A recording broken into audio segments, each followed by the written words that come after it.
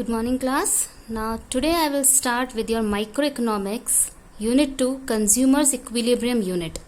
Now in this unit 3 chapters are there. First of all you can see utility analysis, indifference curve and demand and its elasticity. These are the 3 chapters in the second unit consumers equilibrium and the weightage of this chapter is 13 marks. So first of all in the consumers equilibrium unit, first you should understand the meaning of a consumer. First of all, who is consumer? Consumer is an agent who buys goods and services for the direct satisfaction of his wants. We are the consumer and what is our main motive? Just to satisfy our demands or our needs by our limited income. Now the second meaning is consumer equilibrium. Consumer equilibrium is that point when the consumer attains the maximum satisfaction with his limited income.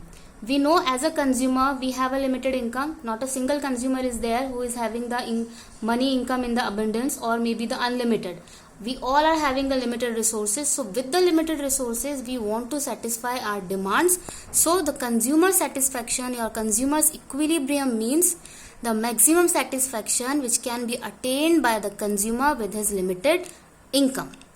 Now, the next thing I said that in this chapter, in this unit, 3 chapters are there. First of all, utility analysis, indifference curve and demand.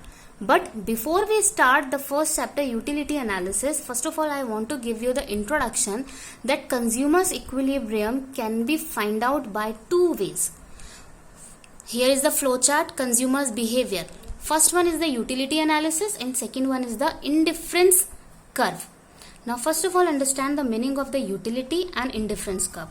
Utility analysis, this is also the theory just to find out the consumer's maximum satisfaction or consumer's equilibrium, and indifference curve is also a theory to find out the consumer's equilibrium.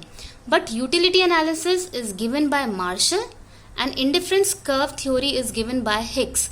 Both the persons are the economists who gave these theories to find out the consumer's satisfaction or consumer's equilibrium. According to Marshall, we can find out the consumer satisfaction in terms of money. That means whatever the things you have purchased, how much you are satisfied, that satisfaction or your equilibrium we can calculate in the terms of money. That means if you have purchased the commodity in rupees 10, so that means your satisfaction value is rupees 10. But indifference curve analysis, this theory which is given by the Hicks, according to him the consumer's equilibrium can be found out in terms of a order. That means if first curve IC1, that means maybe possible you have purchased, you have got the satisfaction according to IC1. If you purchase more commodities, so your satisfaction goes up to IC2, IC3. These are the orders. That means if you are giving preference to second commodity as compared to the first commodity, that is order. So according to the indifference curve, we can give the consumer satisfaction in the terms of order. This thing can be, I will explain you more in the second chapter, so don't worry. First of all you should understand the difference of both the analysis. First one is the utility analysis, second one is the indifference curve analysis. Utility analysis is given by Marshall, whereas indifference curve analysis is given by Hicks, or maybe we can say, okay, so your second point, utility analysis, first of all it is given by Marshall, indifference curve analysis is given by Hicks. Utility analysis can also be called as a cardinal approach, because sometimes the question can be asked, explain the cardinal approach, or maybe explain the consumer's equilibrium with the help of a cardinal approach. And second one is your indifference curve. This is the theory which is given by Hicks, and this approach is also known as the ordinal approach. As I said that according to Hicks we can measure the consumer's equilibrium in terms of order, whereas in the utility analysis we can measure the consumer's equilibrium in terms of money. So in terms of order you can understand here, see this is the X commodity and this one is the Y commodity. Maybe consumer has got 2 units of the Y commodity and 5 units of the X commodity. So this is your first order. In the second order, if he goes on the second order, he is getting 3 units of the Y commodity, 6 units of the X commodity. If he goes on a third order, so he will get the 4 units of the Y commodity and 7 units of the X commodity. Obviously consumer will give more preference to the third combination. So according to Hicks, according to the order, we can find out the consumer's satisfaction. Okay, so this is the first of all the introduction of the consumer behavior. 3 mark question maximum time it is asked from here, that what is the difference between the cardinal ordinal approach, or maybe what is the difference between Hixian theory and Marshallian theory, or maybe the difference between utility analysis and indifference curve analysis. Okay, so here your 3 mark question is prepared. Now after that, because now we are going to start your first chapter, that is the utility analysis. So now let's come to the utility. Now first of all, understand the meaning of the utility. Utility is the power to satisfy the human wants, or maybe in the easy words I can explain you what is the meaning of a utility. That means want satisfying power of a commodity. That means if you are satisfied by the consumption of any commodity, that satisfaction is your utility. If you are not getting the satisfaction, that means you are not getting the utility. So utility literal meaning satisfaction. Now the next topic is concept of utility. Concept of utility, two type of utility is there. First one is the total utility and second one is your marginal utility. Now first of all, understand the meaning of a total utility. So total utility is the sum total of all the utilities derived from the consumption of all the units of the commodity. That means, like see in the table, if he consumed the X commodity, he consumed first unit, so he got the utility 20 units. Okay? After that, if he consumed the second unit, he got the utility 15 units. So total utility is the summation, that means total 20, 20 plus 15, 35. Then 35 plus 10, 45. 45 plus 5, 50. So total utility means when the consumer consumes one by one unit, whatever the utility he is getting, the total of all these utilities is equals to total utility. That's why I have written the formula, total utility is equals to summation of marginal utility. So that means total utility means the total of all the utilities. Now second one is your marginal utility. Marginal, first of all, understand the meaning marginal word, because this marginal word can be used again and again in the microeconomics in all the chapters. Though it is a marginal cost, marginal product, marginal revenue, everywhere we will use marginal word. So marginal literal meaning is one extra unit. One extra unit, that means if the consumer consumed one more extra unit, how much utility or how much satisfaction he will get by the consumption of a one more unit. And this is the normal tendency of everything, that when we consume the same commodity continuously, our satisfaction goes declining. Example, just like if you are feeling thirsty, when you will take a first glass of a water, you will get the satisfaction. But continuously if you will take second glass, third glass, fourth glass, fifth glass, sixth glass, then definitely your satisfaction goes on declining. So this is the normal concept for the marginal utility, that marginal utility will start declining after each and every successive unit of a consumption.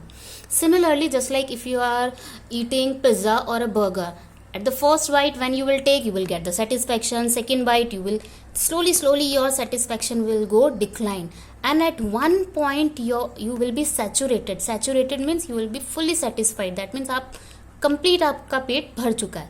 After that, if you will consume the more commodity, definitely your satisfaction will convert into a dissatisfaction. So this is your normal table, or this is the concept of the marginal utility, that marginal utility goes on declining with every consumption, with every successive units of the consumption. So when he consumed the first unit, he got the satisfaction 20 utils. When he consumed the second unit of the commodity, he got the 15 units satisfaction, 15 units utils. After the third unit consumption, his utility declines set up to 10. Then he consumes more, his utility declines up to 5. And at the fifth unit, the consumer become fully satisfied, or maybe we can say saturation point. And at the sixth point, when he consumed more commodity, he got the dissatisfaction. So this is your marginal utility, which is declining. When you are going to make this table, please make sure, because it is not so easy to remember so many tables in the microeconomics, you have to make it by own. So randomly also you can make, but you have to keep one thing in your mind, that your utility should be declining. It should reach up to the 0, and after that it should become negative. And the total of all these things is the total utility. 20 plus 15, 35, 35 plus 10, 45, 45 plus 5, 50, 50 plus 0, 50, and 50 minus 5, 45. So that is the formula of marginal utility. TU, total utility of nth item, minus total utility of n minus 1. That means maybe marginal utility of the second unit, the total utility of the second unit minus total utility of the first unit, second unit minus first unit. In this way we can get the utility. Now the same thing, the same table I have shown in the diagram. This is the relationship between TU and MU. Now how we are going to show the relationship between TU and MU? Now first of all, see, first, second, third, fourth, fifth, sixth, these are the X commodity units. After that, on Y axis I have shown you the total utility and this utility. That means all these things. That means total utility and marginal utility, both we have to show in the one diagram. Now when the first unit consumer consumes, on that time his marginal utility was 20. When he consumes second unit, his marginal utility was 15. Then 10, 5, 0 and minus 5. In this way, this is the line of your marginal utility. Now in the same diagram we will show you the values of total utility. When he consumes the first unit, his total utility is 20 here. When he consumes the second unit, his total utility is 35 here. When he consumes third unit, his total utility 45. Then at the fourth unit 50. Then at the fifth unit again 50. And at the sixth unit it starts declining. Reason behind, because marginal utility become negative. So now let's come to the relationship between TU and MU. That means when MU was declining, MU is declining but still it is positive till fifth unit.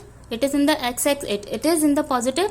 So when MU is declining, when MU is positive, on that time TU is increasing. Okay, so that means when MU is declining, on that time TU was increasing. When MU reaches up to 0 point, at the fifth unit we can see MU was 0. On that time TU was at the maximum point. When MU becomes negative, TU also starts declining. So 3 points are there, 3 mark question. Explain the relationship between TU and MU. That means when MU was declining but remain positive, on that time TU was increasing. When MU was 0, TU was at the maximum point. When MU become negative, TU also starts declining. This is the short way. When MU was positive, TU was increasing. When MU was 0, TU was maximum. When MU becomes negative, TU starts declining. So this is your concept of TU and MU.